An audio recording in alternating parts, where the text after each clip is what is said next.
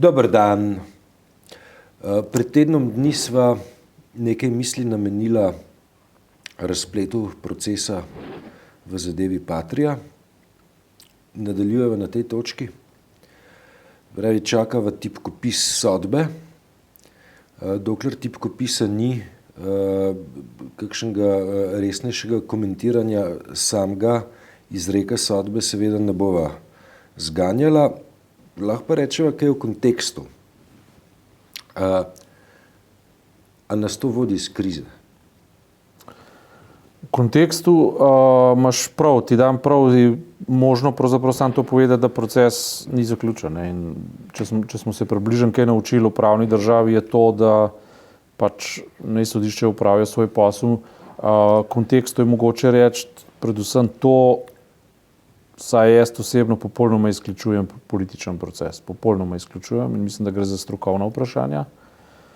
V širšem kontekstu tudi ne gre za politično temo, ampak gre za kriminalno temo. To je v bistvu kriminalna tema, ne? Podkupnine in tako naprej. Mislim, Finska niti v NATO ni, ne? Ja.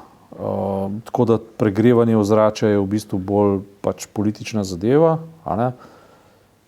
Tretja stvar se mi zdi zelo pomembna v enem tednu, kar je bilo mogoče zaznavati, je pa pač to, ne, da imam vtis, da se pri ljudeh nekako ostri pač občutek za pravno državo, oziroma da nekaj odmevnih procesov je bilo zdaj, no, kaj ne rečem. Nekaj vplivnih ljudi, za katere se je do zdaj verjelo, da se jim nič ne more zgoditi, se jim ni izšlo, ne. In če to zdaj povežemo z splošno sliko Slovenije. Ja, zadeva Merkurja pravnomočno končana, tako, ne? Čista lopata imamo je tudi že prvo pravnomočno končana. tako, ne. V SCT-ju ja, čista pravnomočno, lopata. Ja. v Primorju pravnomočno. Ja. Torej, vtis, da pravna država deluje, ne. Ja, če bi šla 10 let nazaj za pivo stavta, bo Ivan Zidar kdaj obsojen? Bi bila tesna, ne. Bi bila zelo tesna. Ne bi stavil na to, da bo kdaj obsojen. Ja, jaz tudi ne. Ja. To se pravi, zdaj v tem primeru, ko je pa v zgodbo vpleten tudi prvak opozicijske stranke, ki hkrati figurira tudi kot izredno močna politična figura iz osamosvojitve, ki se pravzaprav svojo politično kariero v resnici začela na tej točki, ne. Gre pa za res, ne. To se pravi, to so pa zelo, zelo visoke stave in najmanj, kar je mogoče reči, seveda midva ne morva, če ne komentirava, tudi ne morva reči, da bo na koncu obsojen pravnomočno, ne. Lahko, da bo oproščena. Ampak samo dejstvo, da si sodnica upala, kaže na to, da v pravosodju vendarle imamo realna oporišča profesionalne avtonomije, ne.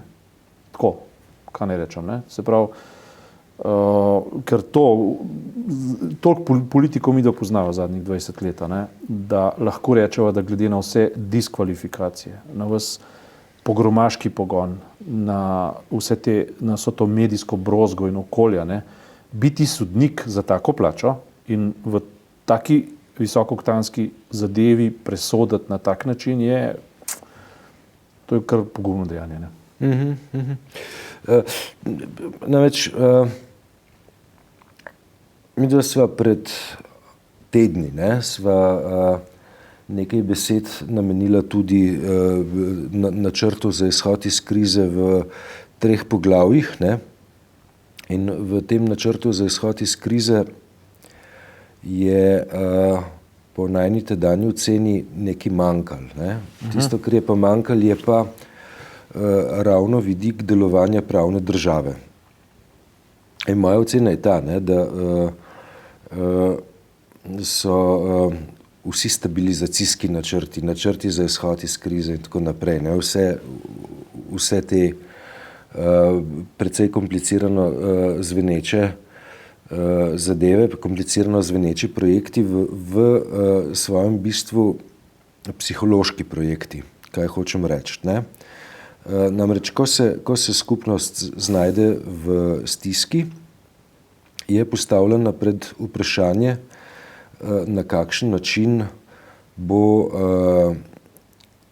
velika večina skupnosti se določenim dobrinam, določenim statusom, določenim, dajmo reči, tudi privilegijem ali pa določenim bonitetam odrekla. Zdaj, da bi ljudje bili pripravljeni na to, da se določeni stvari odrečejo, morajo na drugi strani nekaj dobiti. Zdaj, ne morejo dobiti nekaj zelo prijemljivega, lahko pa dobijo vsaj verodostojno zagotovilo. Ki mu verjamejo, ne? Ja, in v primeru slovenskega načrta za izhod iz krize, nekih verodostojnih zagotovil, vsaj v tistih papirjih, ki sva jih obravnavala pred tedni, teh verodostojnih zagotovil ni bilo.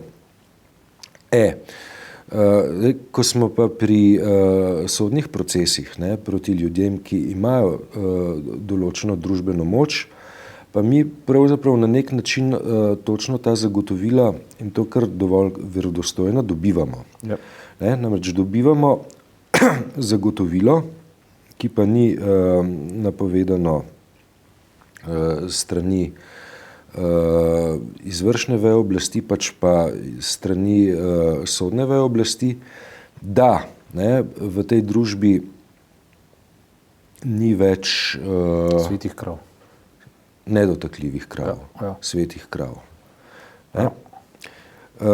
Zdaj, ta obljuba se pa meni zdi, ali pa to zagotovilo se pa meni zdi zadosti pomembno. Zadosti pomembno z psihološkega vidika, ko ljudje, ki so soočeni s tem, da bodo določene stvari izgubili, vendarle ugotavljajo, da bo morda nekdo, ki si je marsikaj nagrabil v preteklosti, izgubil še mnogo več, da bo izgubil morda celo svobodo. Zelo pomembna sporočila, označujejo jih za zelo pomembna sporočila, ljudje jih razumejo kot zelo pomembna sporočila, hkrati je pa to šele tisto, kar je z ustavo predpisano in zagotovljeno. To je po svoje žalostno, po drugi strani razlog za veselje. Pa zelo pomembno se mi zdi tudi to, pač domneva nedolžnosti, pač tukaj imamo opravka z sistemom, ki ima več stoletno, tisočletno pravzaprav tradicijo ali pa 2000-letno tradicijo, če gremo vse tja do rimskega prava ali kakorkoli že. So pritožbene instance, skratka, možno je sodbo preizkušati, možno je marsikaj za to, da dosežeš svojo pravico in to deluje. V teh korupcijskih zadevah je treba seveda biti ravno na ta moment izredno pozoren, zato ker se včasih dogaja, lahko pa spet v nekem političnem ali pa ozračju ali pa v neki želji, da bi popravili vse, kar za nazaj bilo narobe, pa začeli kar proizvajati neke nove krivice ali karkoli takega. Zato mora biti sistem zelo stabilen. Če sam pomislim na začetno navdušenje pri komisiji KPK, pri protikorupcijski komisiji, ki je tudi dosti čvrsto pogumno stališče, pa tako, se je dosti izpostavilo. Ampak moram reči, da ko sem zanj preučeval oziroma si ogledoval tudi precej odmevno zadevo oziroma njihovo sodbo ali mnenje v zadevi Mišali, sem imel pa zelo slabe občutke. To moram reči. Zelo, zelo slabe občutke, ker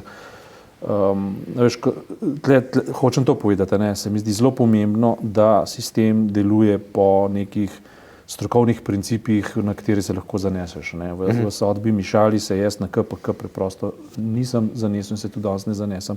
Iz zelo preprostega razloga, ker je v sodbi manjkal tisti člen, ki ocenjuje strokovnost odločitev. Če strokovnosti odločitve ne daš v prvi plan, potem si celotno sodbo postavil lahko popolnoma na napačne temelje in potem nastradajo ljudje, ki si tega ne zaslužijo. Ja. V sodnem procesu, recimo, če bo pač Janša pravnomočno obsojen na višjih instancah, bomo lahko precej zanesljivo vedeli, da je to upravičeno in da je to res. In če bo oproščen, bomo lahko rekli, pravna država deluje. Ker proceduralna pravičnost je vendar tisti minimum pravičnosti, pri kateri si lahko kar precej prepričan, da stvar deluje. za razlike tisto v dokaznih standardih in vse tako naprej. To se pravi, če te ta sistem pri nas ujame in nekako obsodi, si lahko prepričan, da je ujel minimalno normo, ne, da te lahko je, kar pomeni, da si moral zelo prepričljivo nekaj narediti za to, da so te ujeli. Tako da, ampak vendarle so pritožbene instance in tako naprej. Iz tega ven lahko tudi sklepamo, da se slovenska demokracija, če se tako, kot si rekel, če se ta vera v pravno državo povrne, se zelo verjetno lahko tudi neka državljanska energija za reševanje države relativno v hitrem času vzpostavi. Po manj gre lih za to, ne, veš, prav za to državljansko energijo, ne, je tako, ne, da imam neko precej turobno situacijo, ne. In pač, če iz te turobne situacije vendarle pride če v to turobno situacijo neki veselje pride, ne, lažje te korake naprej delati. Seveda, jasno. O tem se da zelo veliko povedati, samo mi dva moramo menda nehati zdaj, ne, nekaj pred 10. Ampak bo naslednji teden nadaljevala. Prav. Ja.